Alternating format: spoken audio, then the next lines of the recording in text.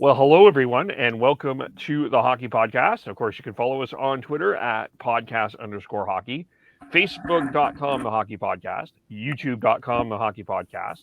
As well, we are currently sitting at the 100 and Nick Antropov of subscribers. So check that out as well. Former Toronto Maple Leaf Nick Antropov.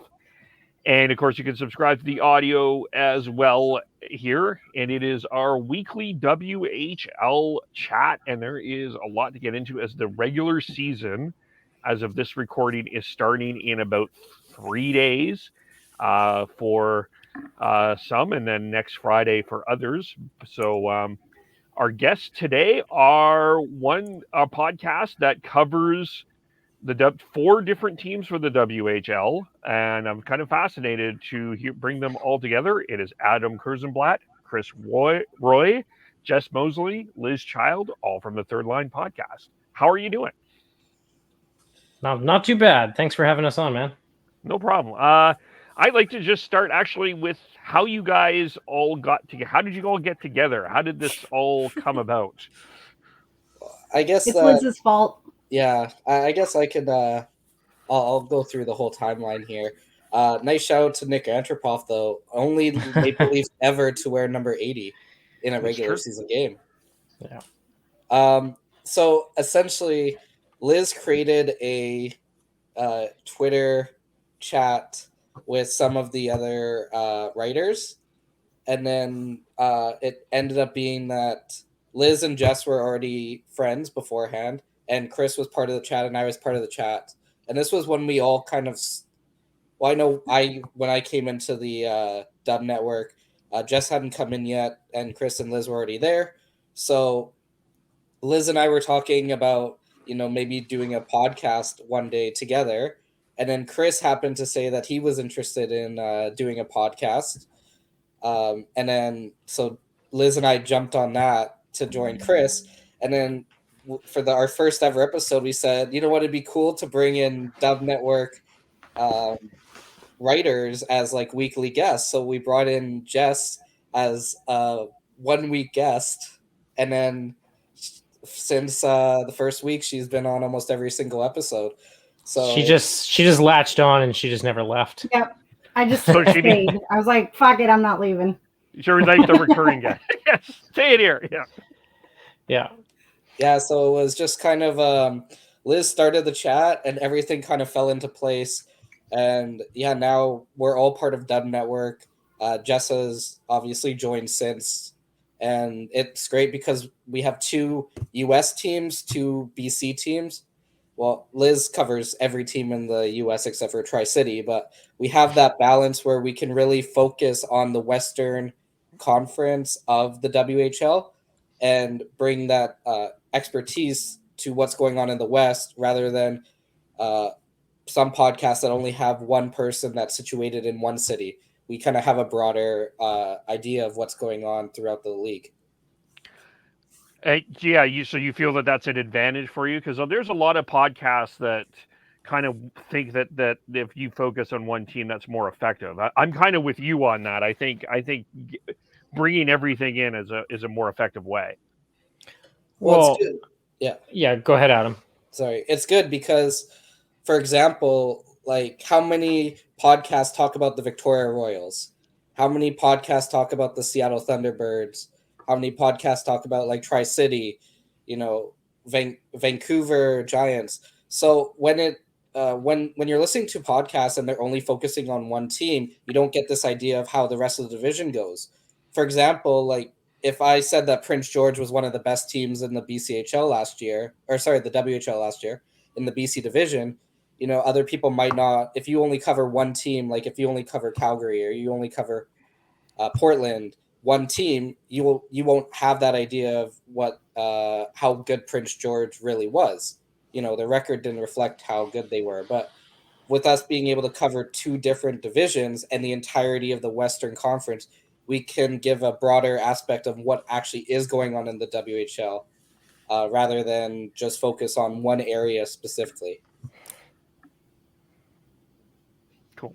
It also comes down to the demographic that you're looking for. I mean, if you're focusing on just one team, you're only looking for that one team's fans. If you're focusing on multiple teams and trying to get a lay of the entire division that these teams play in, you're going to collect more fans that are going to be listening, because it's not just going to be about one specific topic.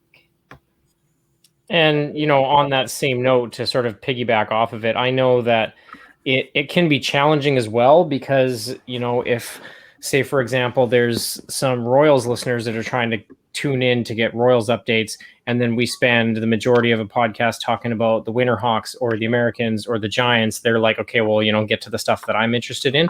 So it's tricky to like really hammer home your demographic, but at the same time, especially with juniors, there's a lot less information that comes out as opposed to the majors. And so you have the ability to kind of touch on multiple topics for multiple teams and cover a wide range of demographic and hopefully satisfy everyone enough, and not, beat a dead horse by talking about, the Vancouver Giants, like, no offense to Adam or anything, but like, any team realistically, Prince George Cougars, whatever, for an hour every week when there's not a lot of news to talk about, and you're trying to make up things like, okay, well, let's talk about some ex-player from 2 years ago or whatever, right? So I think it's a good balance that we've struck so far, and hopefully people enjoy it. Oh, yeah, you guys did you guys are doing great. I enjoyed your interview that you guys did with I can't remember his name, the Oil Kings play-by-play guy. Can't remember his name. Andrew Peard. Yeah. Yep. Yeah, it was, no, you guys are doing a great job. I think it's great. I like that perspective, and I also think, especially coming from, we as in Canada, and especially in the Canuck market, like, we consume this like it's candy, but in the States, where I guess the perception is it's not as hockey rabid. I think it's great to bring that in. I think it allows, from my perspective, and maybe you guys can chime in on that challenge, if it's a challenge or not. You chime in on that, but it seems like you can bring a different variety to what the game is like. Yeah, instead of us talking about Olli Juolevi being winded after a bag skate for an hour and a half, we can talk about all of these different players that are starting to come back from their WHL teams. The fact that, some of these WHL teams are going to have to start making trades with their import players, or players that we've watched throughout training camp that, not many other people have seen yet, that we think are going to really break out in the WHL this year, because it's not televised, these events. It creates a little bit more variety than just the generic stuff that you hear on the radio every hour on the hour, basically. Well, and I think Lizz can chime in a little bit too, being from California. It's obviously not a major hockey hotbed. I mean, there's 3 NHL teams there, yes, but at the same time, like, I think most players would tell you that they can walk around with pure anonymity around California. So covering, she is covering the Vegas Golden Knights right now, but she's worked some games at the Sharks Arena, and covering an American team. I mean, there's got to be some little tidbits there, Liz. I know there is.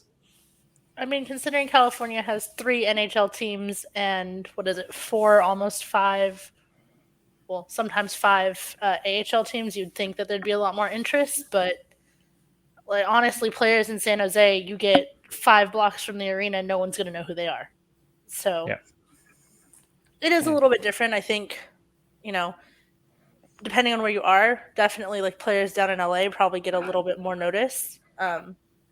But I don't think that overall California is the biggest market that a lot of people are thinking of when they think, a hockey standard. Yeah.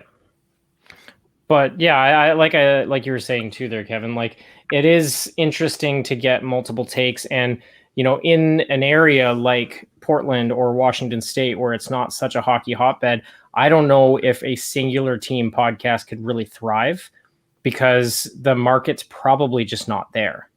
And I mean, hopefully with them getting the Kraken now, that'll kind of help Washington State to kind of get that injection of hockey energy and get the passion going.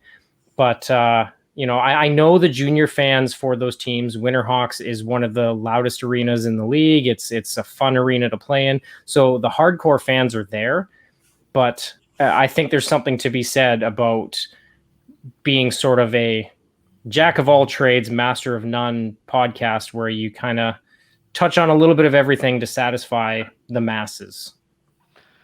Yeah, I mean, it's just I was watching the Kraken preseason game against the Oilers, and a lot of that broadcast right now with the Kraken is educating the fans on the nuances of the game. Like, as an example, talking about the long change in the second period, talking about face-off plays, like that's what they have JT Brown doing most of the time. So I see your point there. And I mean, in terms of like the hockey fan, I would imagine just knows all that, but you're trying to strive it in. And right now, when I listen to Seattle radio, it's Seahawks, little bit of Mariners, and about 5 minutes of Kraken. Yeah. Well, and we've also kind of all came together as a collective and realized that in the off season for juniors, it can be kind of a desert when it comes to information. You don't have, free agency day. You don't have, you have the draft and stuff, but it's not to the same level as the NHL draft. The news isn't always there, and the rumors and all that. It's pretty quiet. So we kind of thought that during the downtime in the juniors, we'd kind of provide a little bit of Kraken coverage as well, just because we're all in this area. Adam's in Richmond, I'm in Vancouver. If you were to draw a triangle, I guess it would be a square because there's 4 of us between all of our cities, the local market's going to be the Seattle Kraken for us anyways. So, and being so new, there's a good chance that there's not going to be a ton of podcasts. There's a few that's popped up, but hopefully it's not too confusing for people that are like, oh yeah, they're a WHL podcast and also covering the Kraken. But we've had that conversation already a couple times. Fair. What in terms of if a player has a bad game or in terms of criticizing the team, if their things aren't going well, like we'll get into a little bit later the trade that I think if you're a Saskatoon Blade fan, you may be scratching your head about. How do you approach that? Is it because maybe a bit different than NHL, or how do you do that? Well, I think as far as coverage goes, we have to be a little more careful about what we say. There are some teams who specifically are kind of trying to, and we were having a conversation about this earlier. For juniors, there's some teams who kind of try and, limit negative exposure about their teams. So you kind of have to pick your words a little more carefully and maybe kind of placate because, access to junior teams is so limited sometimes that, you just want to be careful that you're not making the team mad with what you're trying to say. There's also ways to turn negatives into positives. So your team might have lost 7-2, but maybe they went 4 for 4 on the penalty kill, or maybe player X had 2 goals in the game. So you can talk about how, the team has maybe not been doing well the last couple of days, but that this player or this unit or this line has been playing well. And one thing that we have to remember is that the majority of these guys are 17, 18 years old. Probably 95% of the league doesn't have NHL contracts. Like, these are players that are playing for their future. They're going to play hard every night. And they're going to make mistakes. They're going to make mistakes. They're teenagers. Like, how many of us could say that we were scot-free and made no mistakes between the ages of 15 and 20? Yeah. Like, none of us can really. So when you get into the professional like NHL, when you're making $1 million a year, $2 million a year, 10 million, whatever, then you can be a little bit critical because these people they're making money, and part of that money is that they're going to face some controversy. When you're a teenager playing for your life basically here, then there's no reason to really pile on the fact that the team may have lost 8 of 9 games. Like, you can talk about the negativity, but there's no need to bury a 17-year-old for a mistake that they make. Well, and I can't speak for everyone either, but I know that that's one of the biggest things that I appreciate about covering the dub is because, I guess it would apply for the EO and the QMJHL as well. But it's just that logic of, of growth and watching a player come in at maybe 15, 16 and just seeing that transition to, him getting drafted and going from, making a pretty major mistake every 2 or 3 games to being a draft eligible player and going in the first round. So I really appreciate seeing the growth of these players. And like Adam alluded to as well, you got these guys that are playing for free and they're playing in order to make a livelihood out of their passion. And not saying that, NHL players maybe have a different mindset or whatever, but once you started making your millions of dollars, it's not, you're not necessarily, maybe striving with the same energy, the same effort to make something of what you've put 15 years into. Obviously, the drive is always to win a Stanley Cup, but there's something that is really special about watching these kids that are trying to make a career out of their passion, and seeing that growth is huge. Do you have a specific player that you're like, wow, that's an incredible journey that you've seen? I'm sure we'd all have one, but speaking to the Royals, I've only actually covered them for a couple of years now. I'm still pretty new with the Dub Network, and I would say, one of the first ones that pops into mind for me would probably be Gannon Larocque. We had him on a few weeks back. Actually, I guess a few months ago now, right before the draft. And I've watched him for the last couple of years now, and he came in very rough, and you could tell there was potential there. You could tell the effort level was there. I didn't really realize the off-ice effort until we had a chance to sit down and talk with him, and realize that just how much he spends time watching his film and trying to get better. But the progression that I've seen out of him for the last couple of years is huge, and he got rewarded with getting picked by the Sharks. And, as someone watching this team carefully, and I've watched Gannon since before I covered the Royals for the Dub Network, I really liked his play, and it was a really cool experience to see someone on a team that I'm covering, seeing their name get called on draft day. I felt excited, and I'm not even involved, but yeah, it was a super cool experience, and I'm happy for him. Anyone else have? Yeah. Yeah, for me, it's kind of before I started covering the Dub, but it's got to be Brendan Gallagher, a player who was drafted the 9th round of the Bantam draft, goes on to become the Giants' all-time leading scorer, then gets passed over and goes in the 5th round of the NHL draft, and now it's like he could arguably one of Montreal's most valuable players. He's a player that every team would want on the league in the league, and this is a guy who's 5'10" maybe. He's not a big guy, but he's one of the most effective players in the NHL.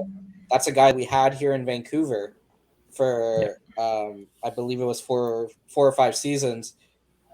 We saw him put in the effort day after day. I was there when I believe he had a 7-point game or something in one of the games that I was at in junior. So this is a player that a lot of people in Vancouver has seen since he was 16 years old, 15 years old, and now he's he's such an important part to the Montreal Canadiens organization. So you can say, hey, I watched him before he was this big star with the Canadiens. Yeah, and I think in Portland, I was having a similar conversation earlier. You take a guy like Cross Hannes, where everyone kind of had some high expectations for him even when he was coming into the league, but to see what he's done over the last couple of years, where he went from, all right, he can play, to he got selected in the 2nd round of the draft, and then now he has even more expectations that it seems so much more likely he can achieve at this point than if you had told someone about it even 2 years ago. Jess, for you?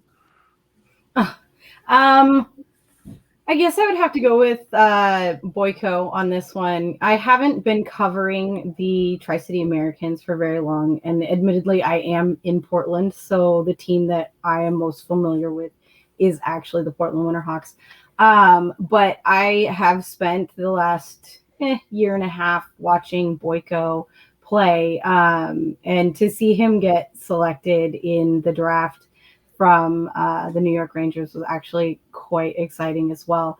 And he's just now coming back from the Rangers camp, and I expect to see that camp give him more growth in the game this coming season. So it'll be a lot of fun to just see what he's taken from the camp and to build on what he has already built on. So I'm looking forward to that, honestly.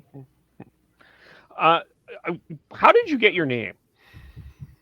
It's a long story. We had a lot of debate. I think we had almost 2 weeks of just sending names back and forth to each other. Yeah, the group chat was going a little crazy for a while there.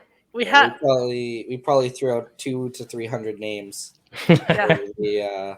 And different variations. And I think it came down to like third line or like chaos in the crease or something. Yeah. I think those were our like top two of like, all right, it's going to be one of the. No, I don't even think third line was there. Third line was like one of those. Chris threw it out and was like, hey, what about this? And like gave us a tagline, and out of nowhere, everyone was just like, yeah, that works.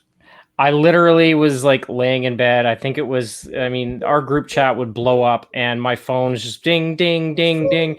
So I'm sitting there at like 11:45 or something on a weeknight and my phone's blowing up and I'm just like, okay. And just something popped in and just the logic of like, I've always said for years that when it comes to specifically the NHL playoffs, just because the rules seem to change, it's always the third liners that kind of push you to that next step to win a cup. Like it's the third liners tend to score big goals that you would not see them score in the regular season. Top two lines get shut down and it's these energy guys that are underappreciated that just come in out of nowhere and they're the heroes. And I just kind of thought like, hey, we bring the energy. We're a little chaotic. We're not the most skilled, but we have the energy. We have the passion. And, you know what? When push comes to shove, maybe we'll make something out of ourselves. And it just kind of seemed like a good third line concept. Cool. Yeah, it was also one of the names that wasn't already selected. That was a big one. Because every time we'd come up with a name that we all loved, we'd go onto Twitter or Spotify or some podcast account, and there would already be a podcast after it. So. Well, and we found out later after we had already picked it and created our graphics and done our taglines and everything that there's a 4th-Line podcast. And I was like, well, maybe we're one step better. I don't. They're just a little bit more gritty than we are. Yeah, that's right. Yeah, maybe they're a little bit more explicit. Yeah, a few more 4-letter, a few more 4-letter words, maybe. Yeah. A couple more fists involved. Talk about fighting. Exactly. Yeah. What is it about the WHL right now that you think people should be excited about? I mean, the obvious name comes up with Connor Bedard, but you don't cover that side of the world. So, tell us about this side of the world. Just don't mention Connor Bedard anymore. Lizz, well, you'll see her face go from happy-go-lucky. I can only speak for myself, but for me, it's watching the Royals, their progression. Obviously, they're in a rebuild right now. I'm enjoying coming along for that ride and seeing how they can go from a really tumultuous season where it must have been really trying really hard for the guys to see them maybe potentially bond over it, grow, obviously hopefully get a couple high-end picks and just watch how that rebuild grows. And I know that in the WHL, it's a very fluid league. You only have players for a couple years, so you can rebuild pretty quickly, or you can be a team that is just a perennial, wannabe. And they've had success. They've made it past the first round, I think most seasons in Vic. A couple times they've gone past the second, but they've just never really been able to take that extra step. So seeing them as one of the bottom feeders now and watching that progression go up and me being able to be a part of it, I think is super exciting for me. And I'm hoping that we can end up being a Kamloops Blazer or, Kelowna Rocket. Vancouver Giants had their time in the spotlight for a few years there. And I'm just hoping to see the guys that I'm covering get success and hopefully move on to the next level.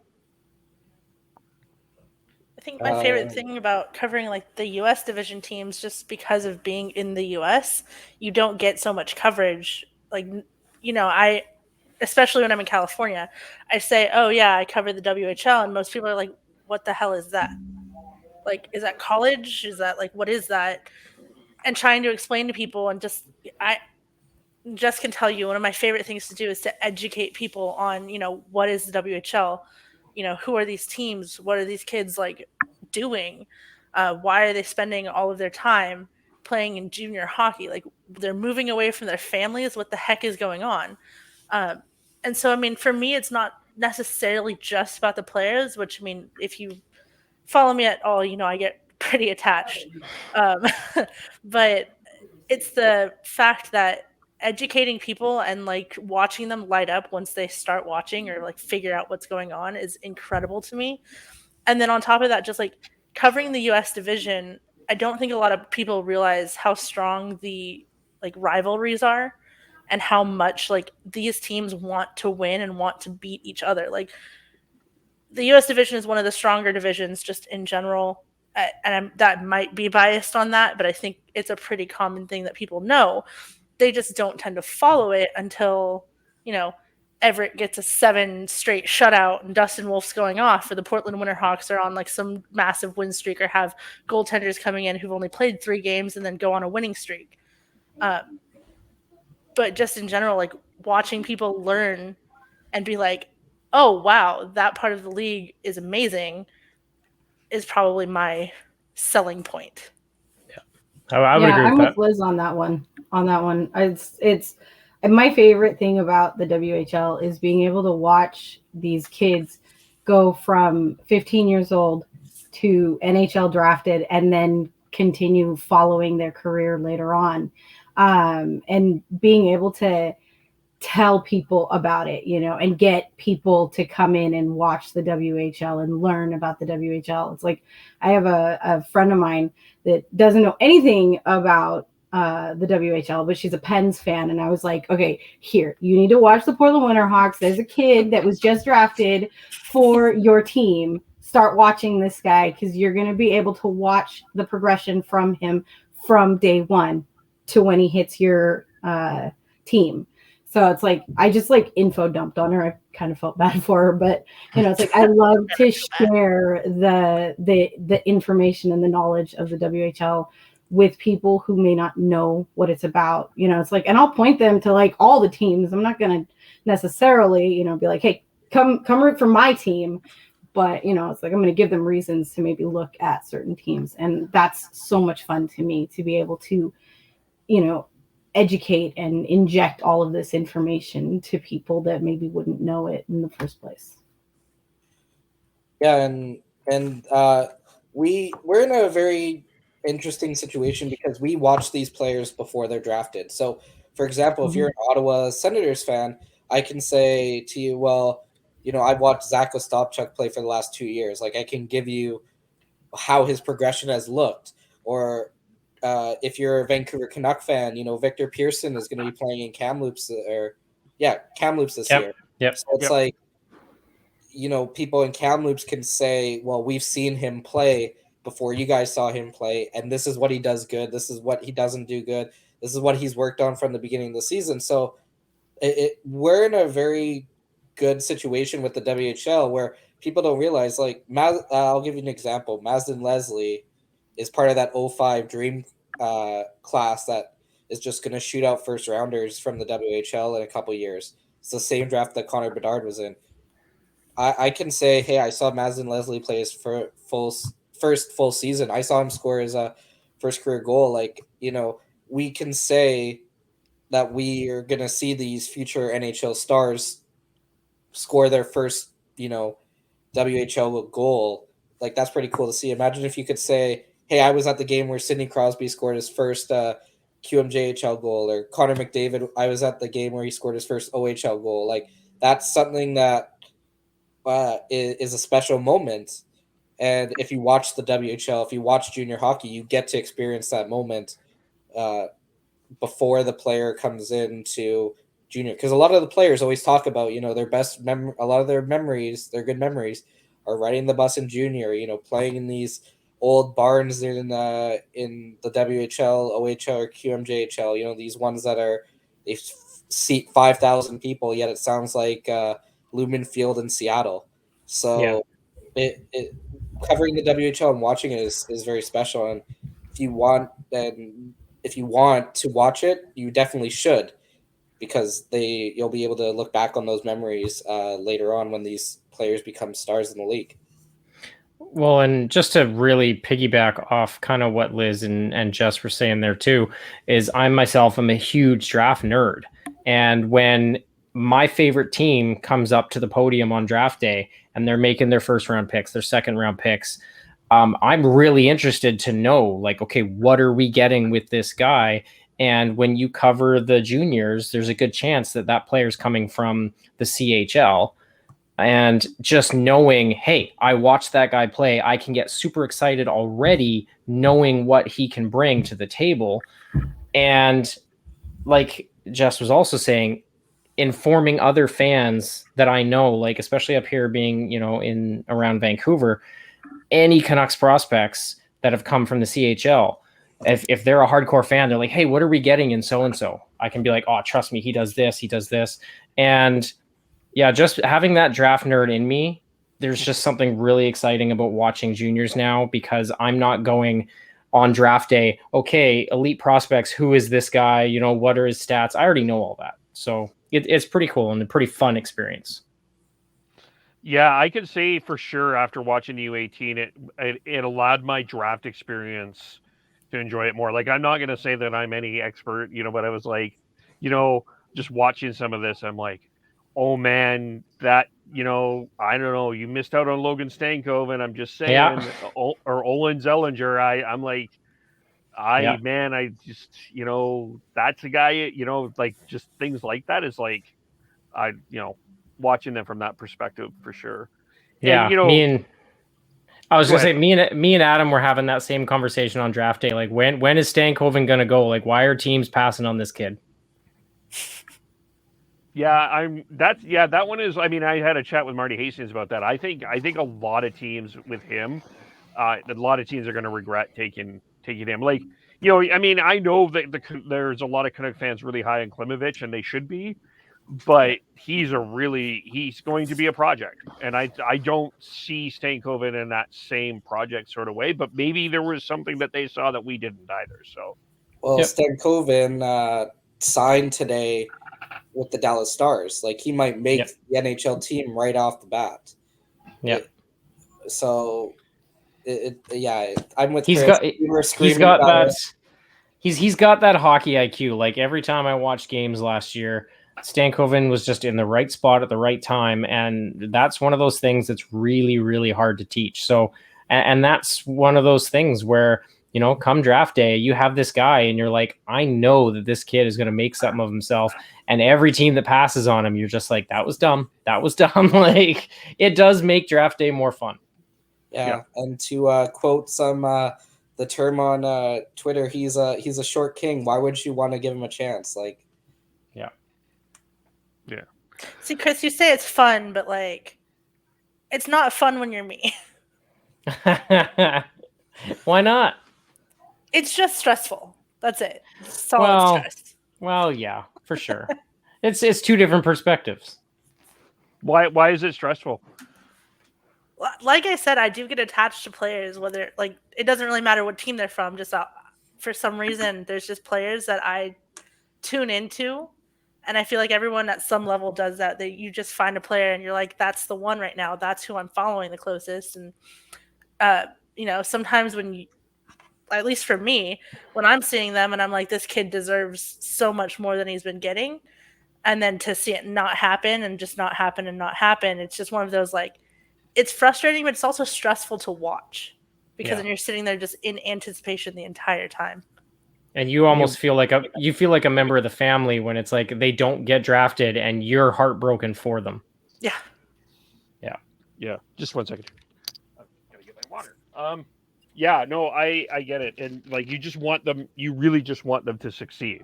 Mm-hmm. And that's what, you know, wherever they are. I get that. I mean, too. So like in terms of I'm not speaking anything out of turn. We here in the West, we have the stronger conference. I think that's. I'm not being unbiased here. I think that's fact, right? I think I that's my perspective, and even hearing from the other end of the world, there they would probably agree. But sort of maybe just give sort of big picture, kind of the teams you cover, sort of what your Chris, you kind of already talked a little bit about the Royals, but kind of like to hear sort of what your expectations are on this side of for both U.S. division and the BC division. Go ahead, Adam. Well, this is what I'll say about the WHL, and that the West is more competitive, the East is more about flash. That's what I've noticed, where you have the good teams, but there's a lot more separation between the teams.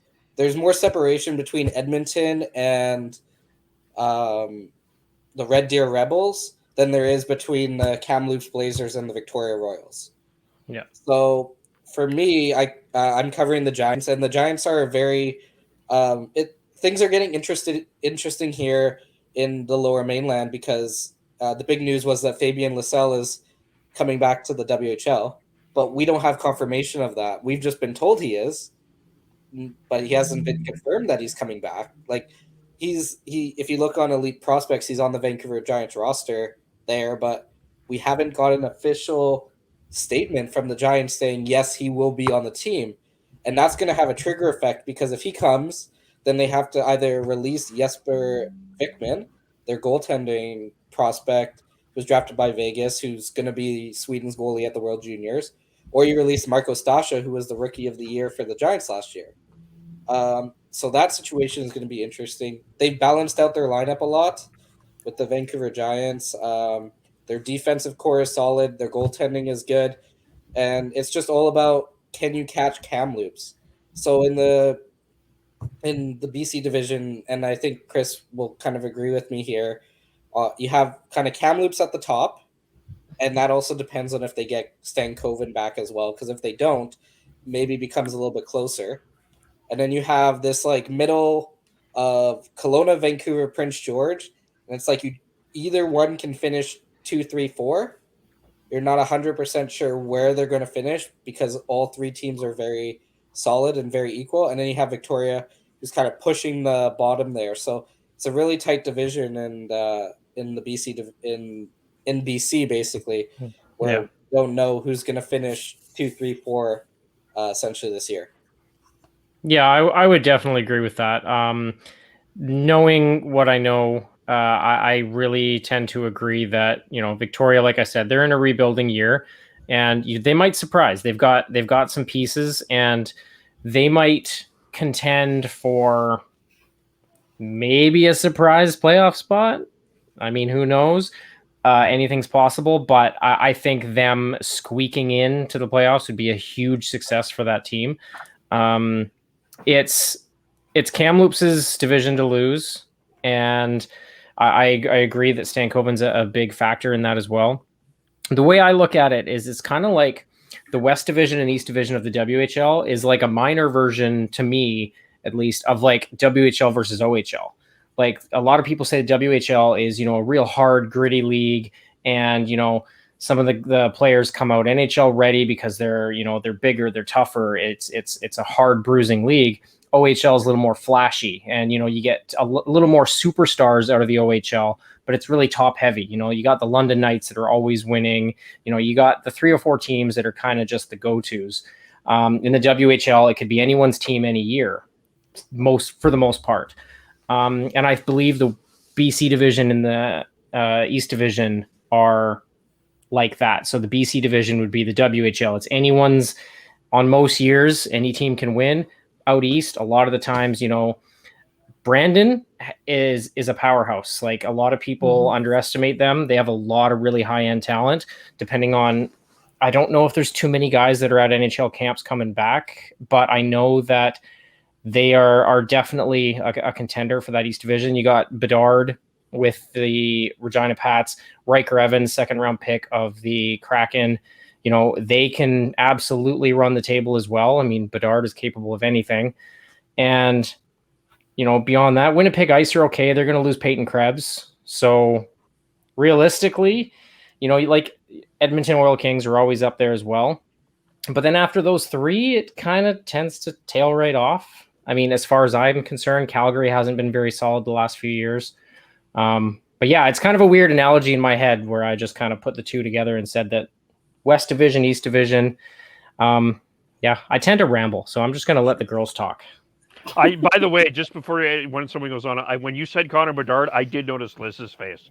Oh yeah. As soon as I was oh yeah. I'm sorry. I'm sorry. I can't. Do you want to explain why you make the face? So, it mainly started because when he got, his exceptional status, I was like, cool, that's awesome. Like, amazing. I love it. We're finally having a kid in WHL with exceptional status. I can't wait to watch him play. And then I didn't stop hearing his name for like 3 months. Yeah. And every 5 seconds, it was just, Connor Bedard this, Connor Bedard that. And I was like, by the time this kid makes it to the NHL, I'm going to be so sick of hearing his name that I'm going to be like, I don't care anymore. Just get him off my screen. I do not care. So it's not necessarily I don't like Connor Bedard. I'm just already at that point where, like, I keep hearing his name, and I've got, 25 more years of just hearing his name. Okay, $1 million question. Connor Bedard is on the Winterhawks, not the Regina Pats. Do you still get sick of hearing his name? Absolutely not. Yeah. It depends. I'd be the one saying his name. So yes. I can't really get irritated if I'm the one saying it, because we see how much I talk about, certain players. So yes. No. Yeah. But US division? I mean, we're kind of in that same standpoint where, you always have at least the last couple of years, you have your continual number one and number two teams. At this point, it's going to be Portland or Everett. Like, yep. That's just kind of how it is. But then you get your Seattle, Spokane, Tri-City, and any given year, one of them is going to be awful. The other two are going to be decent. Like, it's just going to be a toss-up of what's going on in their systems. Yep. And I think Jess can agree with me exactly that, like, at this point, yeah, sure, I'd love to be like, it's going to be completely biased. It's going to be Portland, Everett, Spokane, Seattle, Tri-City.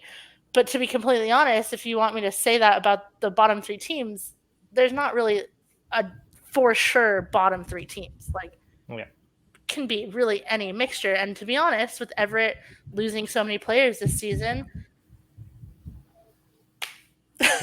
anything possible. Yeah, there's a complete toss-up. I mean, they're going to be solid in net, even with their goaltenders being less experienced. That Everett's going to be solid in net. Aside from that,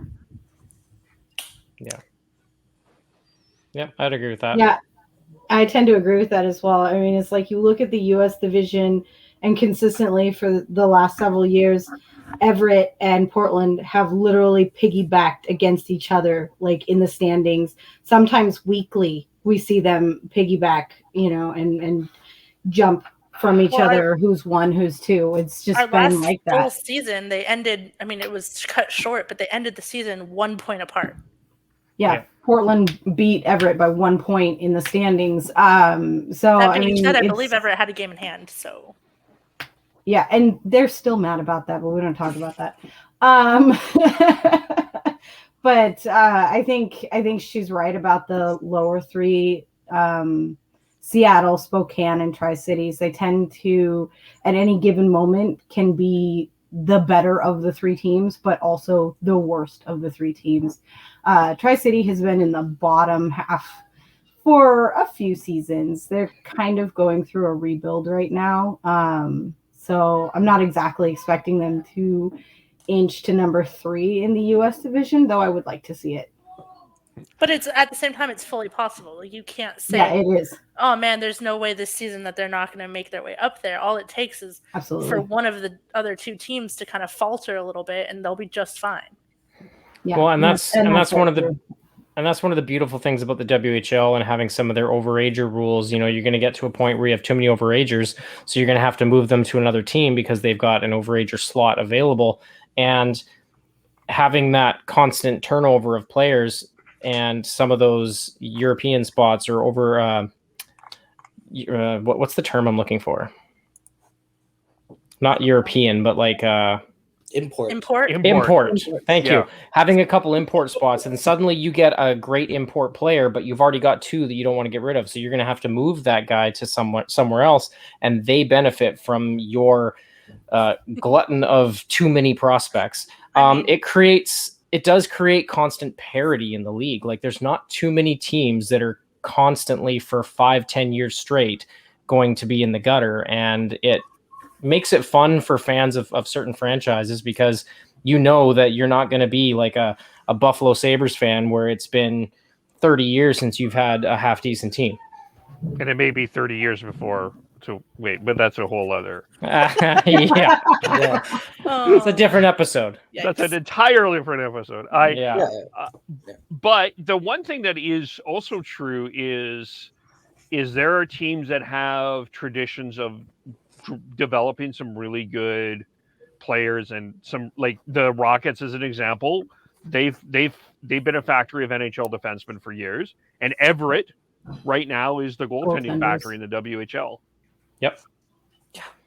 Yeah, and that probably, and Brandon's another solid one. Yeah. I think that just comes down to potentially scouting departments where they're looking for these players. I can't really. I'm not into the intricacies of the league to figure out why it is that Everett is specifically a goaltending factory. Clearly, their goaltending scouting department puts a little bit more effort in than any other team. We had a conversation earlier I had a conversation with Chad at the Pucklandia podcast, and he was using the term, is it, nature or nurture? Like, is it just they're finding these incredible players, or are they, finding players who are good and then developing them to that level of excellence? And honestly, with the staff and the goaltending staff that they have in Everett, I'm led to be like, it's probably on the side of, nurture. Yeah. They're building these players. Like they're finding guys who have the potential, but then they're bringing them up to that level. Because otherwise, the scouting is great and all, but getting that out of every single goaltender you have come through your system, like. And the analogy, it's nature and nurture. Yeah. And I think the analogy that I could use there would be, Canucks fans know it well. You get a guy like Ian Clark, as running your goaltending department, and he can take any half decent prospect and make him into an elite goaltender by the looks of it. I mean, Clarkie's been one of the best in the league for years.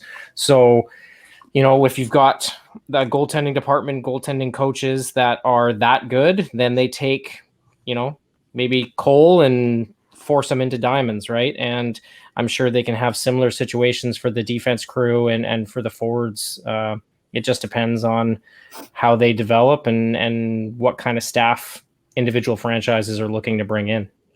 Well, yeah, that's also interesting because, when we hear about the World Juniors and we hear about the under 18s, a lot of the time it's like, well, there's not a lot of WHL content. They say that we go through that every league goes through like a period of 3 to 4 years where that's the majority of the players on these teams are made up of that division. But if you look at it, the WHL probably has the most successful players, that like the players that last for 15 years in the NHL rather than the players that last 5 years, because like the WHL players are very underrated. I feel like when you look at it as a whole spectrum, because you have the Connor Bedards, but it's like guys like Oscar Bjorkstrand, who plays for Columbus. Like people weren't talking about him in junior. Oliver. Oliver. I knew who he meant. I'm sorry. I took a moment. I went. Who? I know you said Bjorkstrand, but I went, huh?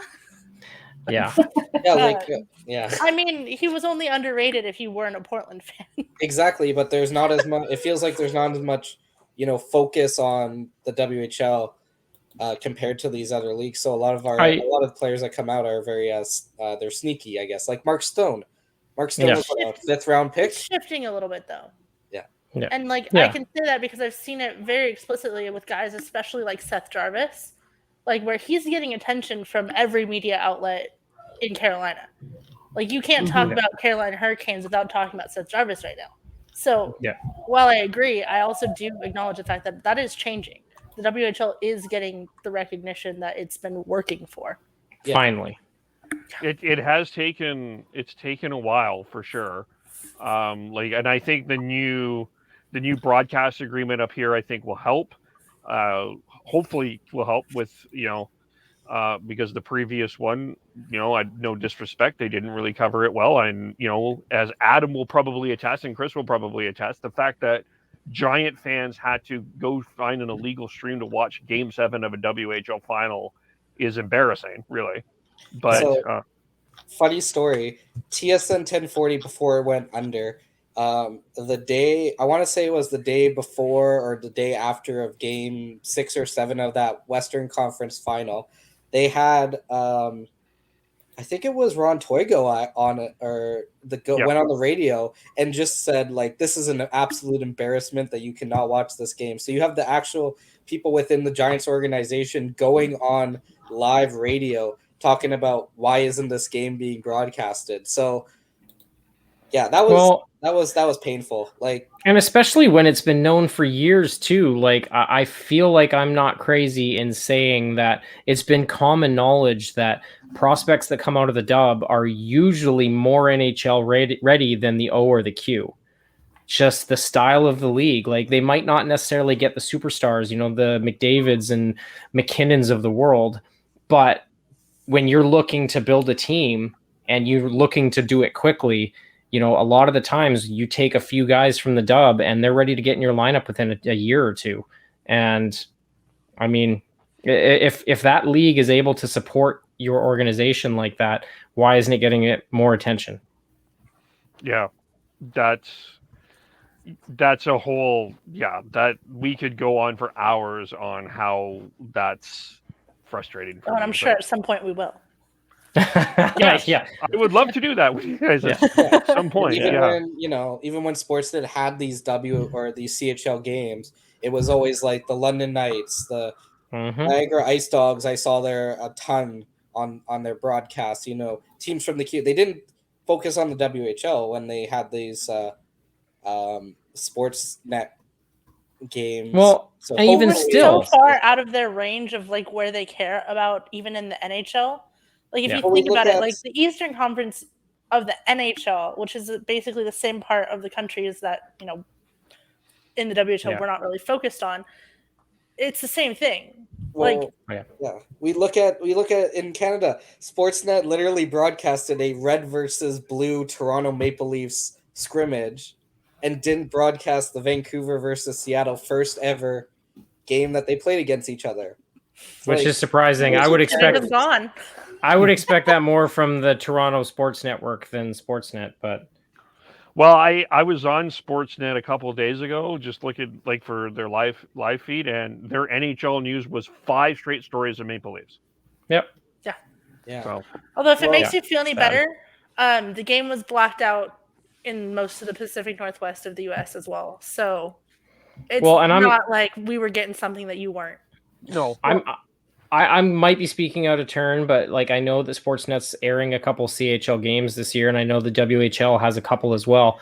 The only team I remember, and I could totally be wrong. I know Regina will be in there because of Bedard, but I know one of the teams that was in there was Red Deer, and last time I checked, Red Deer's nothing really to write home about this year. So it's like if you want to give your league exposure, show the Blazers, show the Rockets. I mean, yes, Bedard and the Pats, that's fine.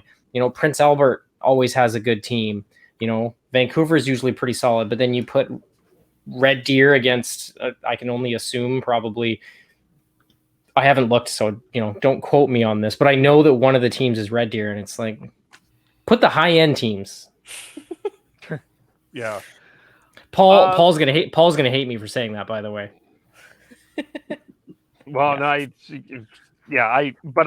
think I would say the same thing. Like, if you're gonna make sure that the teams that have the interest, do it. I mean, I guess from the Red Deer perspective, I guess you think of the Sutters, so maybe there's an interest there, but it's tough to say that right now. I mean, to me, the Oil Kings would be the Alberta team that pops in my head right now, but because they have a couple of really, I mean, if Dylan Gunther comes back, that's an interesting question, and if Jake Neighbors comes back, there'll be something to watch. But that's entirely. Well, and friend of the Third Line Pod, Sebastian Cossa is probably coming back. Yeah. Yeah, so he is confirmed coming back. I know that. Yeah, so there you go. So a first round goaltending talent. I think Edmonton will be a force this year. It's okay when the Western Conference wins the Memorial Cup. We'll see about that. Yeah. Okay. I want to 3 more things. I just realized I think we do need to talk about it as well that I forgot. But let's talk about the trade. The Saskatoon Blades, at the request of Colton Dach, apparently traded him to Kelowna. I almost said Kamloops. I have been stumbling through that as even I wrote the article today. I'm like, I better make sure I did not say the Blazers, but he was traded to the Kelowna Rockets for Trevor Wong. As the Blades Twitter is saying that they're excited to have Trevor Wong. My instant thought, and maybe you guys can see this differently, this looks like a pretty big win for the Rockets. Yeah. Oh yeah. I mean, you know what? Good for Colton. If he wanted out, he got out. But like I said earlier, I think I said in a message reply to you, I want to know what he said to the Blades to get them to just take probably one of the first deals that came up.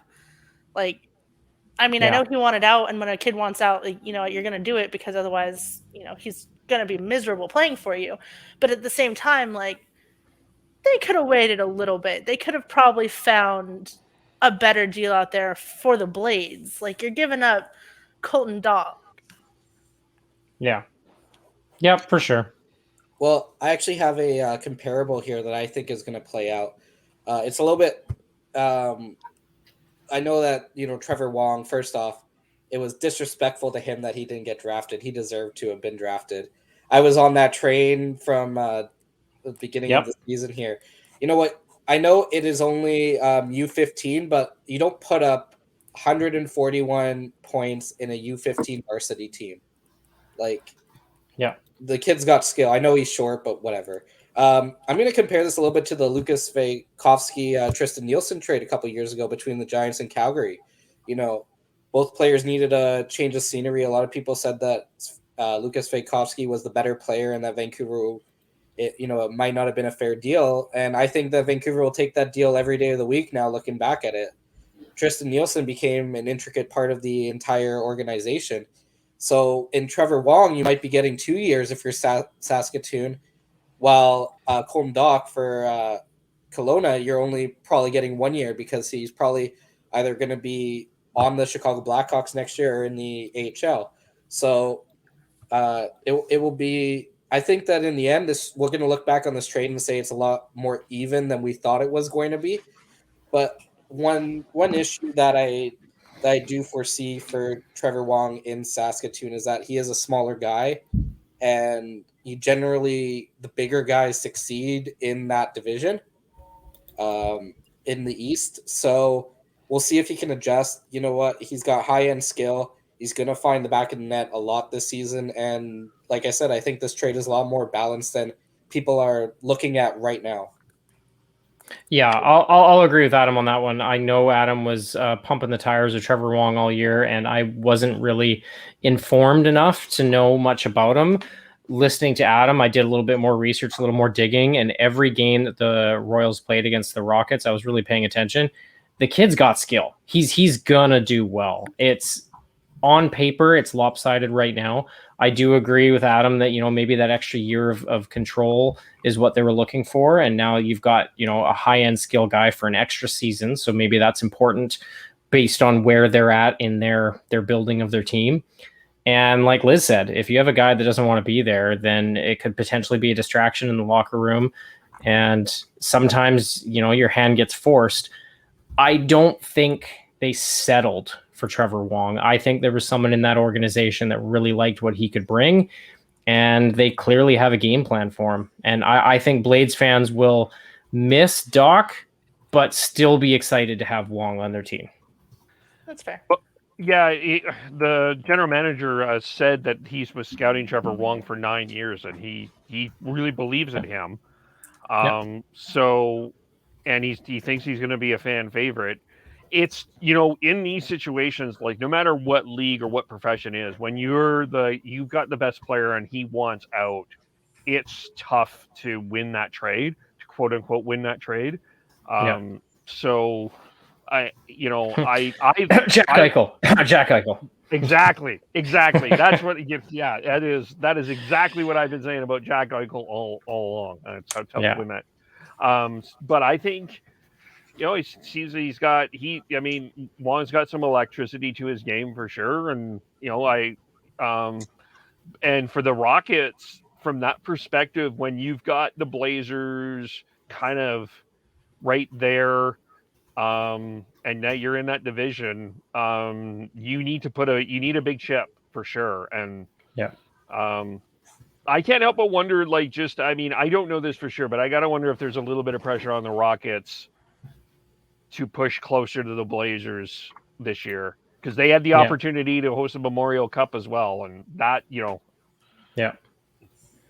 And they've got some high-end talent there, and I think maybe bringing in a guy like Dach is going to put them in that conversation with the Blazers, and especially if Stankoven doesn't come back for them, the Rockets might just be the team to beat in the BC division. So for them, no-brainer move. But I'm not 100% sure on the makeup of the Rockets organization. Maybe they had a couple other players that already filled that sort of small, speedy role, and they needed a guy more like Colton.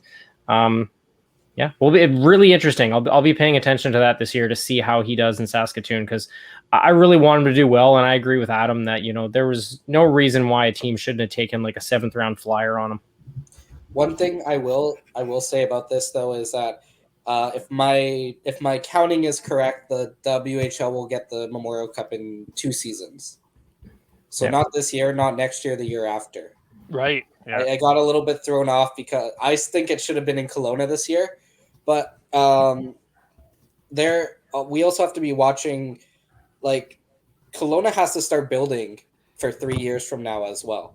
So I'm surprised that they made this move, because if my math is right, then by the time they got the Memorial Cup, Trevor Wong would have still been eligible to play for their team, and he probably would have still been with them, while Colton Dach is going to be in the NHL or AHL at that time. So that part of it, I don't really understand 100%. Yeah. Why they made this move. I think they also just got like very, wide-eyed, and they said, "Oh my gosh, we can get Kirby Dach's brother. Like, this is going to be incredible," and they brought him in. Colton Dach's a pretty great player, but looking towards the Memorial Cup, which I do think that the CHL is just going to say, Kelowna, you get it. We're not even going to take other bids because you missed yours a couple years ago. So from that perspective, I'm a little bit confused from that trade front. Yeah, that's a really interesting take, actually, and I can't disagree with that. Yeah. It sounds like, just from Kelowna's size too, they were worried about the size of their centers, with Wong, Flamand, and Crystal being small. I think they wanted that size. So see there. The one before we get to the complex one, I don't think that this is complex, but I think it was an interesting quiet off-season. Not quiet. It was a significant thing that happened in Portland, is the change of the logo, which changed the identity of the team. And I was curious, Finally. Liz, I wanted to hear your thoughts on that. That was a pretty significant. So say what you will about like any type of racial reasoning that they needed to change the logo, that they didn't need to change the logo, like whatever the heck you want to say. I don't care what your argument is. This logo change is a fantastic thing.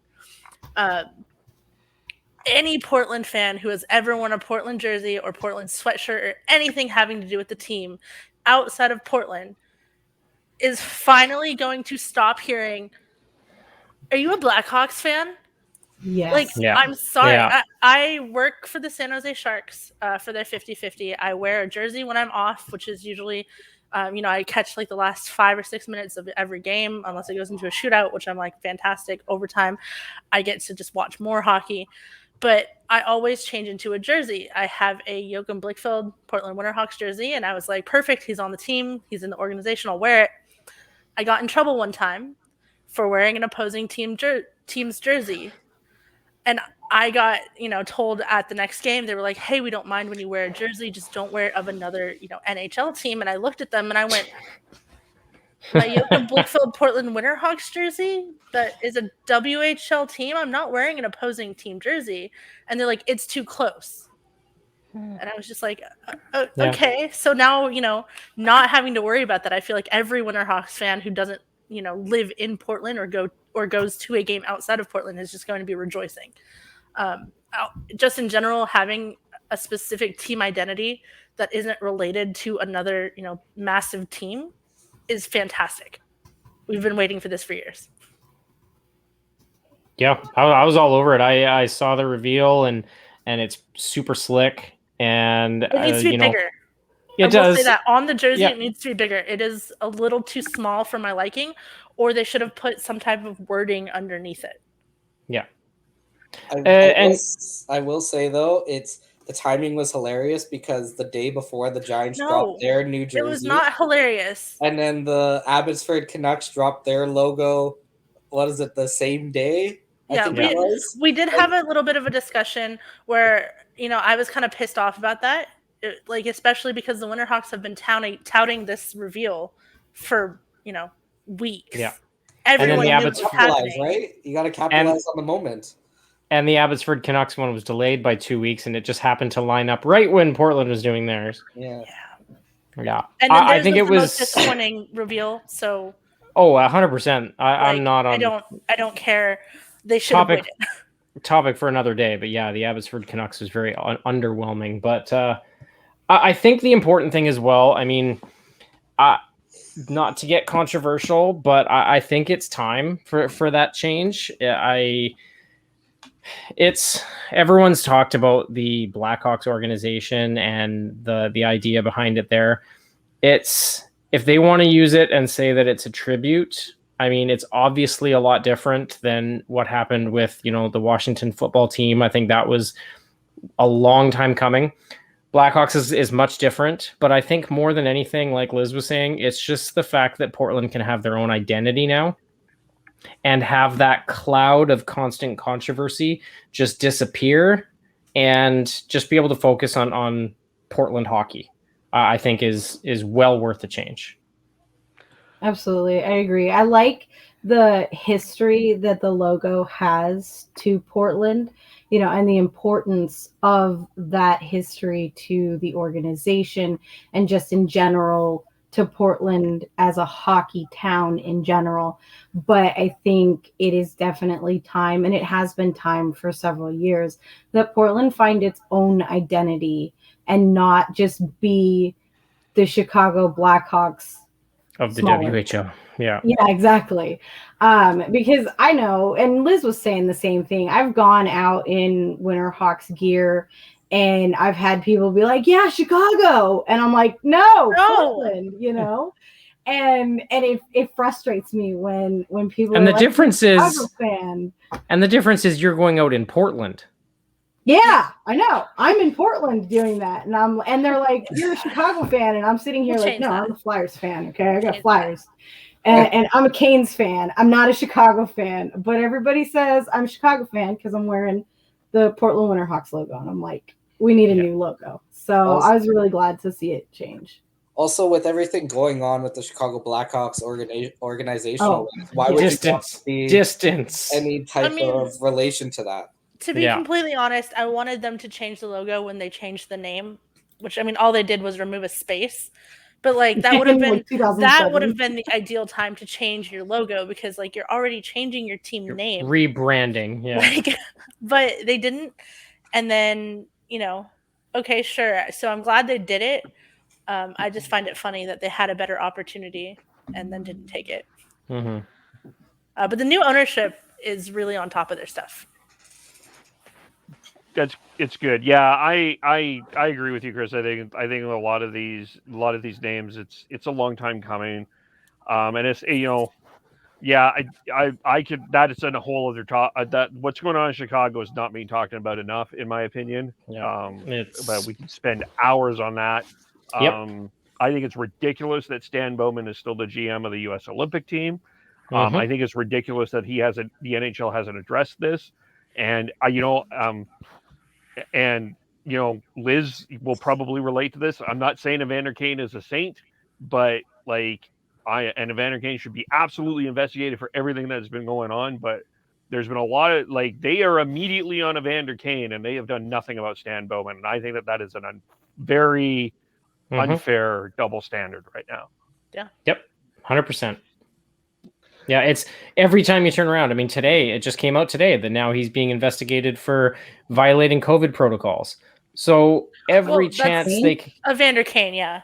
Sorry, Evander Kane, yeah. Yeah. So literally they're trying to pin him on everything he does. And, I've heard from multiple individuals that have met him, some of which that apparently have played hockey with him, that he is literally the worst human they've ever met. So chances are, so it doesn't excuse anything he's doing, but you are correct. The double standard is, yeah, why 100%. are you persecuting one guy, but then you're making the other one, Yeah.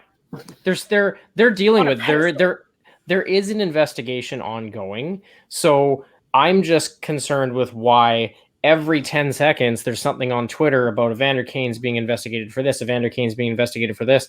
There's a major investigation going on about the Blackhawks, but it's never discussed. It's swept under the rug. We'll talk about it behind closed doors. But by the way, did you see Evander Kane broke COVID protocol?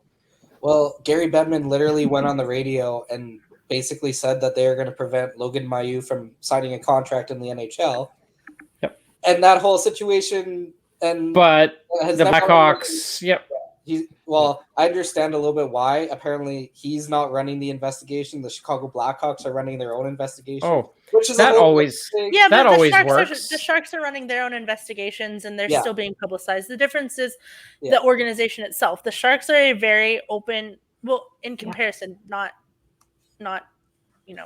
to normal standards, but in comparison, the Sharks are a very open organization. They're very public. They're very much stay in the good graces of our fans. Yeah. Whereas the Blackhawks don't need to. They're gonna have fans one way or another, whether or not we like it. They're going to have that fan base there. You try and pull that in San Jose, it's not going to fly. You're not going to get that level of discretion in San Jose. It's the original 6 rule. Yeah. Yeah. And it's also Stan's last name. Yep. Yeah.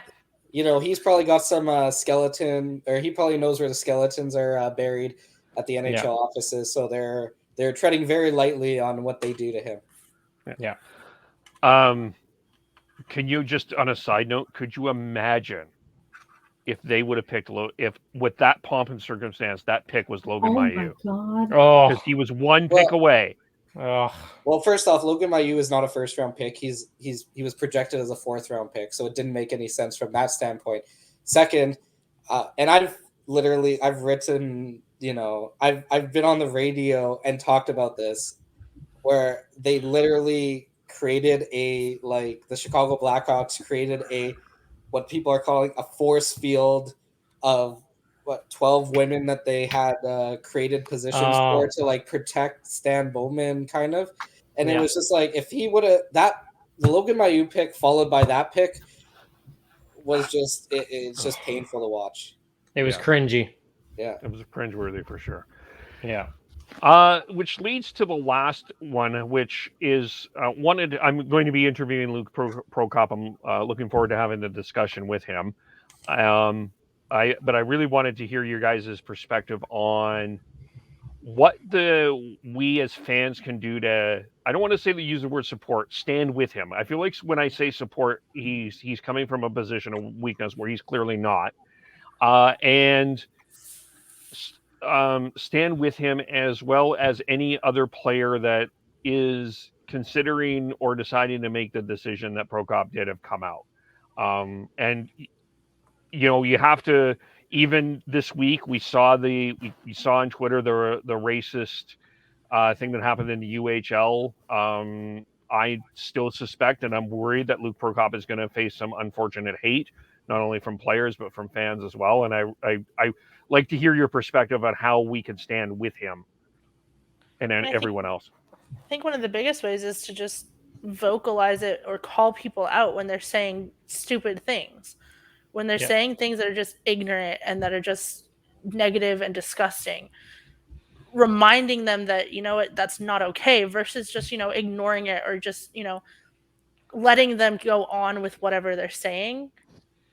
It's very important to, you know, one, it shows the person there's other people who are with you on this. There's other people who are, I mean, I'm hesitating for the same reason you said to use the word support, but there's other people who are not going to stand for this type of, you know, reaction. Versus just going, oh, well, if we just ignore them, they'll stop. Because clearly, if we just ignore them, they won't stop. It doesn't matter. Yeah, and I mean, the logic behind that, you're going to have trolls. And you're going to have trolls that if you go at them and say, hey, what you're saying is not okay, and, you know, this is 2021, you need to grow up, you need to, you know, be a mature human being with, you know, some shred of empathy. There's a good chunk of these people, that's just fuel for them. And they want to get under people's skin and they want to say these things. And for those people, there's not much you can do. You just need to let them shout into the void. You know, they can do whatever they want. You know, one of the things I listened to a podcast the other day about Carl Nassib on the Las Vegas Raiders doing the same thing. And Derek Carr was basically saying, and Derek Carr is a very religious individual. And obviously, you know, those two things don't line up. And Derek Carr said, this is a non-issue. This is a non-story. He's a teammate. He's a friend. His decisions are his decisions. And I support him. I support him as a brother. I support him as a teammate. And I don't even know why we have to talk about this, because he's a human being. And, you know, there's two sides to it. There's point it out and make it a big thing and make sure that you're an advocate. And that's 100% solid as well. And then there's just the logic of like, why does it even need to be a story? He's a human being. He is who he is. There's nothing different about him. He's made his choice, and there's nothing wrong with it. Just move on. Let the man be who he is. At the end of the day, I think there's a happy medium between those two ideologies. It's being both an advocate and also just letting the man play hockey. You know, let him do what he has been born to do. This is his passion. This is his dream.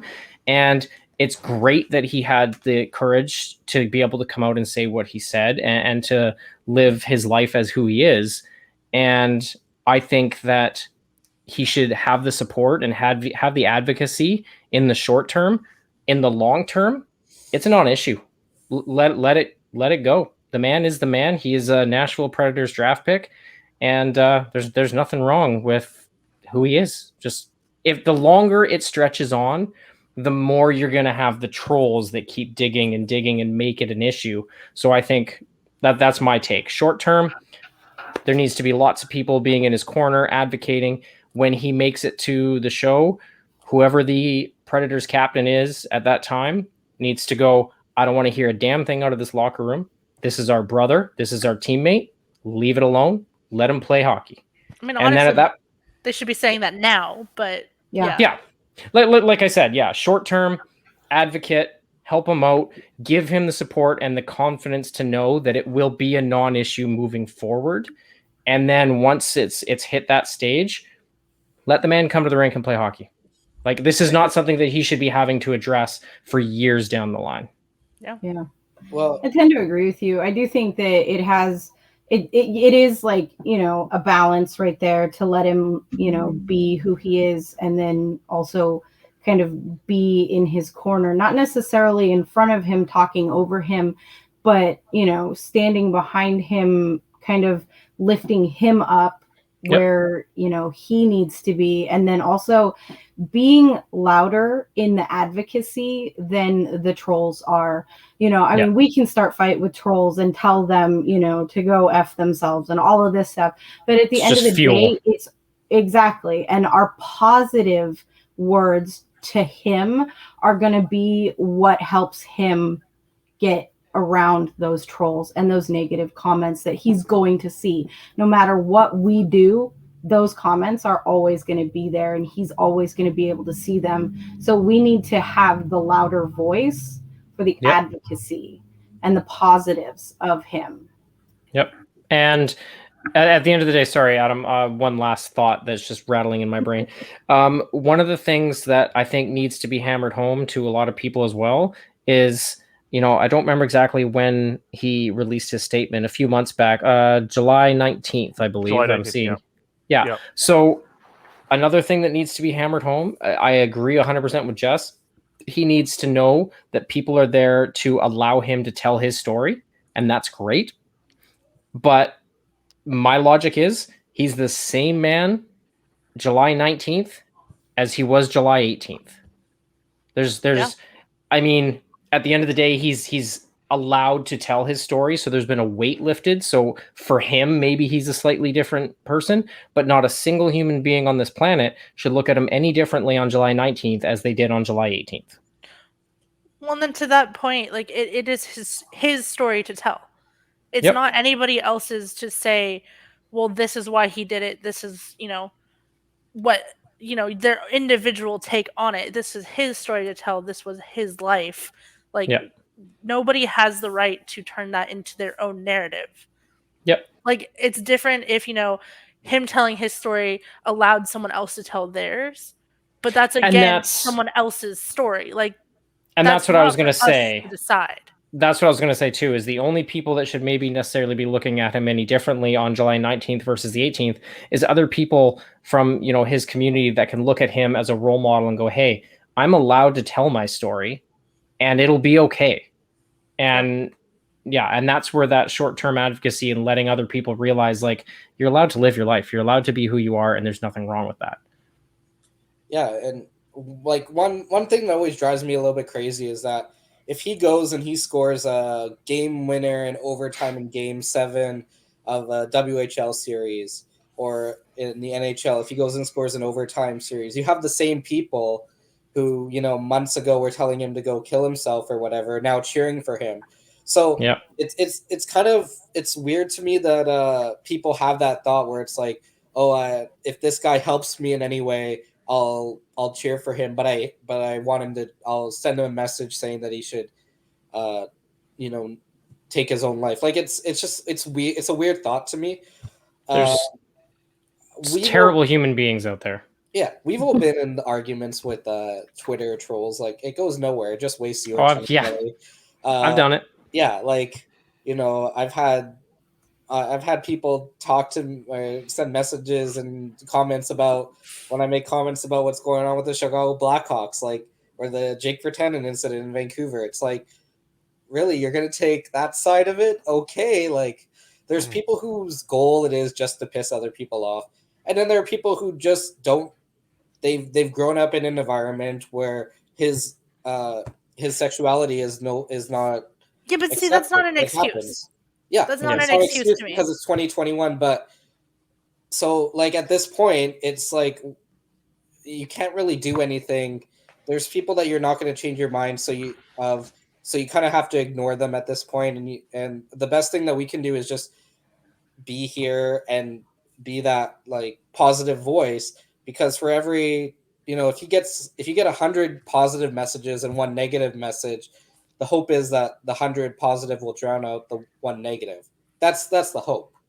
But yeah, like what he did was, I don't think that we should take what he did for granted, because the fact that he said what he did and came out really speaks to kind of the level of where we are in a society where players and people are starting to feel more comfortable. People in the public spotlight are starting to feel more comfortable coming out. So that is a positive, that the environment has changed so much that, 5 years ago, a player would have never, 5-10 years ago, players wouldn't have been coming out.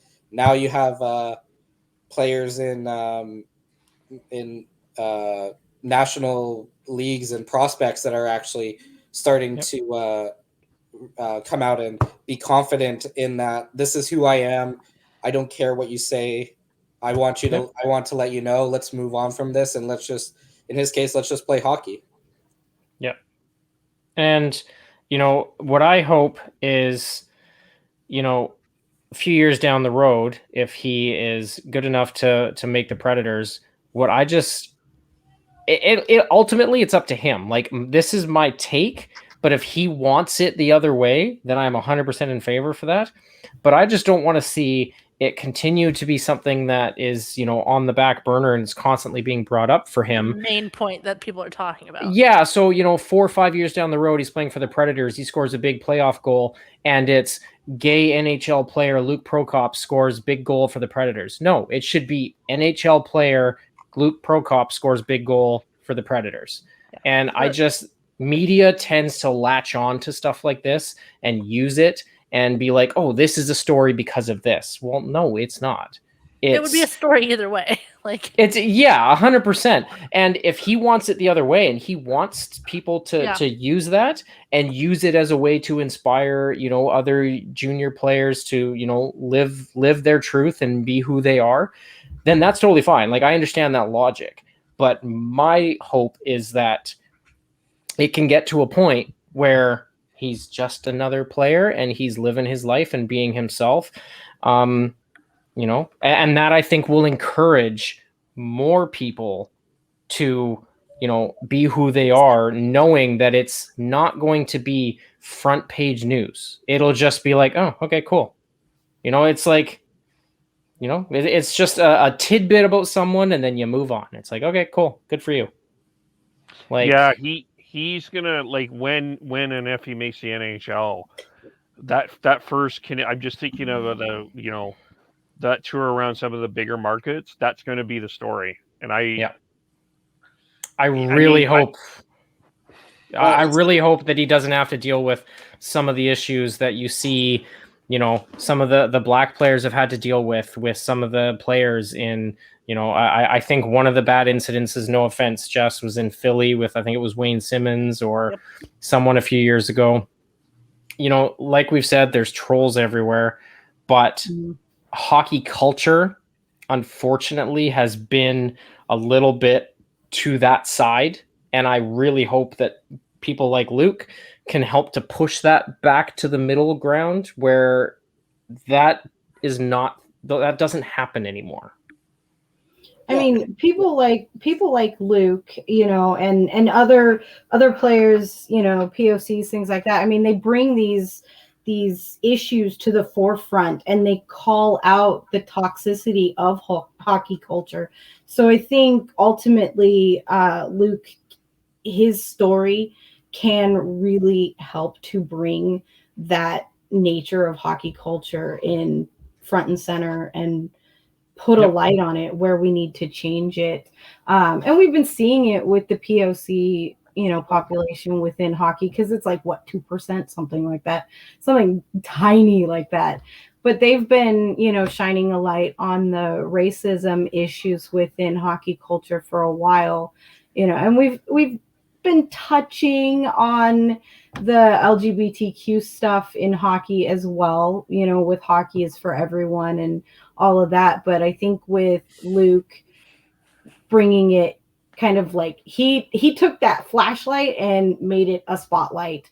And I think we're going to see his story a lot more for a while because he is the first one and it is a visual representation for the LGBTQ community within this, world. And a lot of players, whether it's, men's or women, are looking at this and they're trying to assess whether they really want to be in this culture because it's not very inviting. But I think, Kevin, I think when you're talking to him tomorrow, that's a good point to bring up though, was he prepared when he made his announcement, when he made the post, was he prepared to be that face for years to come? Or was it just I'm sharing my story to get it out there so that people know and I can move on with my life? Or was it a full on, diving into this head first? Yeah, it's a good point. I'm curious. Maybe at first it was I'm just sharing my story, and something changed within the summer that brought something different out there. What my one other concern is I don't want this to distract from him and his actual game of hockey, like what he is strength and what he needs to work on, his weaknesses are. That's one thing I'm a little bit worried about. Well, especially because the magnifying glass on his career has just gone from, okay, we're watching this prospect, to every single thing that he's doing now is going to be so overanalyzed. And if he makes one mistake, there's going to be people there to jump on it and say, oh, look what he did. Guess he can't play. Yeah. I don't want to go off on another tangent. I know Adam was wanting to chime in for a sec there. Well, it's just it's an important discussion that I think people have been putting off for a long time, in that, players who are looking to come out just haven't had that avenue, and the fact that The Athletic was able to give him that avenue is also extremely important. This is a leading journalistic website that gave him the opportunity to come out his way, how he wanted it to. So what I think is going to basically happen is that this thing, you're going to hear about it this year. Nashville will probably do something with their I don't know what they call it, I don't know if they call it the Pride game or not, or everybody's welcome game. Hockey is for everyone. Hockey is for everyone. Yeah. I just remember it they'll probably talk to him about that. It might be a story for a year, but then if he's consistent, then there's no, if the story's going to go away eventually. But it was good that he had the freedom to choose how he said this, that it wasn't like somebody took a photo of him with somebody and that's how it leaked out. It was good that he got this opportunity to come out the way he wanted to. And we have to give credit to The Athletic website for how they knew that they were going to get some hate for posting the story and having doesn't matter, but that they said it doesn't matter. This is more important. We need to publish this. So the whole story around him, it's very it's a very important, and it's really great to see how it was announced and kind of the aftermath after it, how there has been all of the support.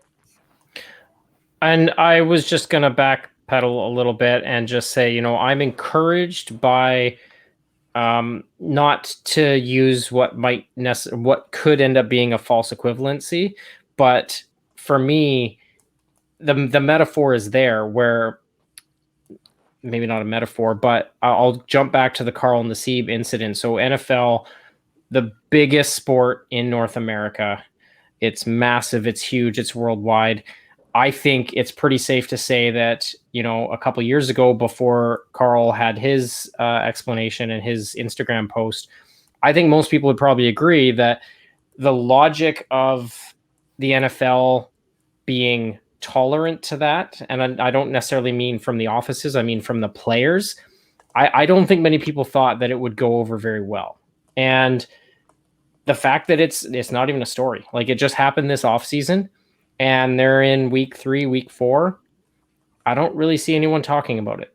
And I think that's encouraging, because it means that it's not a story in the positive way, but it's also not a story in the negative way. So he's not having to deal with people that are, constantly giving him a hard time about it, to the point where it's like, okay, I regret that I said anything.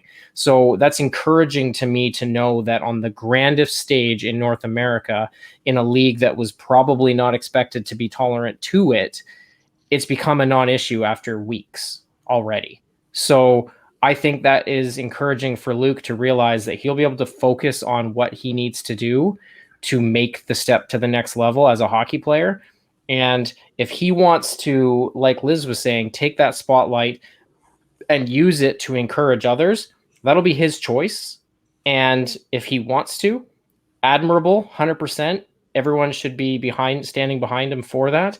But if he just wants to focus on being a hockey player and get down to business, it's encouraging to think that that's going to be possible for him and that he can carry on with his career and not have it be a distraction. I totally forgot that Carl Nassib came out. My counter question that to though, what if Carl Nassib played with the Cowboys? Yeah, and that's 100% valid for sure. I mean, you're looking at a different market, but it has to start somewhere. It has to start somewhere. And I would like to think, I mean, maybe it's just not coming out, but after the Raiders have played a few other teams now, and I haven't heard of any issues where, other players have been giving him a hard time. Maybe he's just keeping it to himself. Maybe there has been some problems, but the NFL, there's so much info that gets out. There's a lot of stuff. Right now with the taunting rule change, the NFL, if that had been happening, you would have heard about it at this point. And that's what I think, right? So, he's gone, I believe when the Raiders played Baltimore, I think it was in Baltimore. They've traveled to a few other places now. And, not to mention this is a big community and, there might have been exchanges during training camp or whatever. And just because of where the team is located, these players are coming from all over. So, on the Raiders, they're not all from Nevada. There could be some that are from an area of the country that are less tolerant, and there could have been an issue in amongst teammates. I haven't heard any of that either.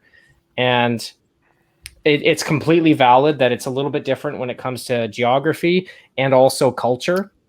And I know hockey culture has been, say what you will about it. It's led the way of, the privileged, straight white male that might not necessarily be the most tolerant seems to be the way it's been for a long time.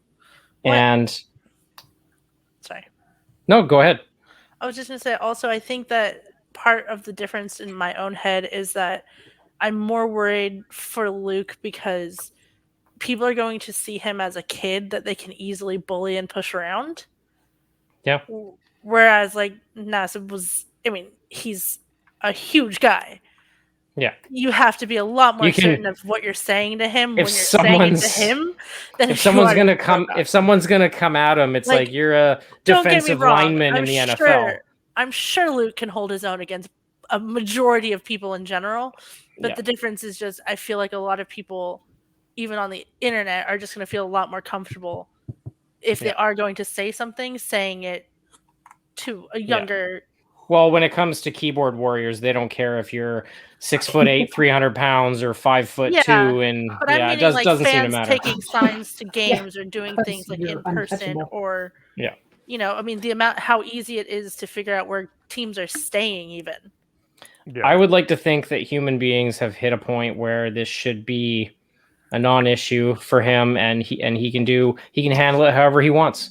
And if he wants to be a poster guy for all of it and help to boost the cause, then I think he should have every right to do that. And if that's his mission and his track that he wants to go down, I think that's totally fair, and he should have all the support he needs. And it's going to be really interesting, and I'm really going to follow closely just based on the fact that I want to see him have his path carved out how he sees fit, and hopefully not have a mess of distractions around him and let him go down his road. Yeah. And I mean, whether he realized it or not, when he came out, he started carving a path for future generations of hockey players as well. Like, he may not have meant to, start this whole thing. He just wanted to live his own life and be true to himself or whatever.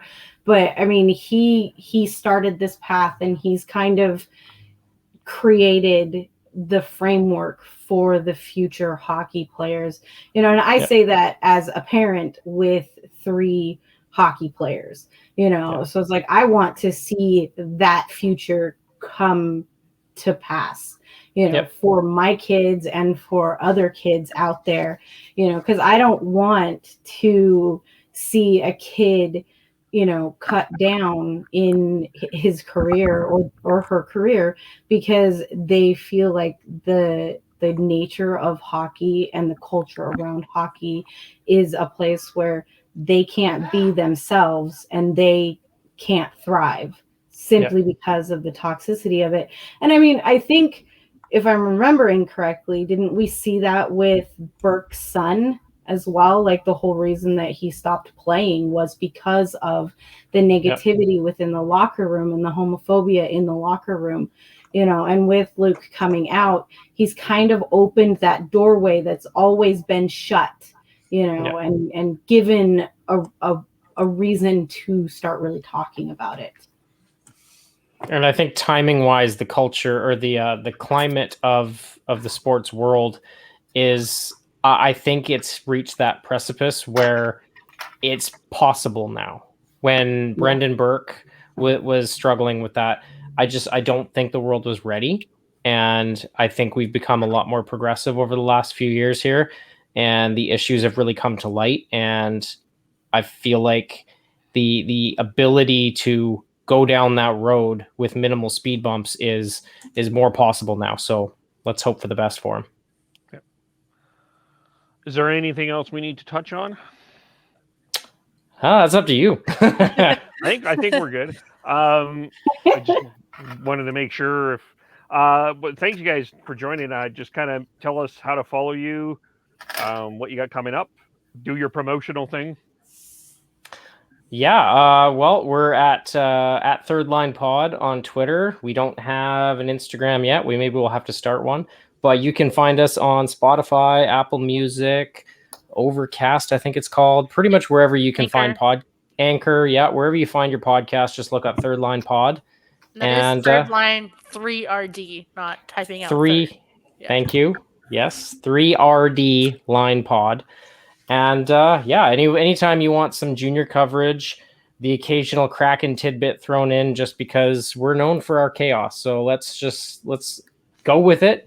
And we'll probably be having a few more guests coming up soon, and we'll be diving in real deep to the WHL season, and we should have a lot of content coming out throughout this coming WHL year. So give us a follow, and we want interactions. We want people to chat with us. I mean, our pod, we like to put a lot of stuff out there, and we know we got some listeners, but nobody seems to respond. Let's get some interaction. That's what we're all about. So if you want to hear about a specific team, let us know.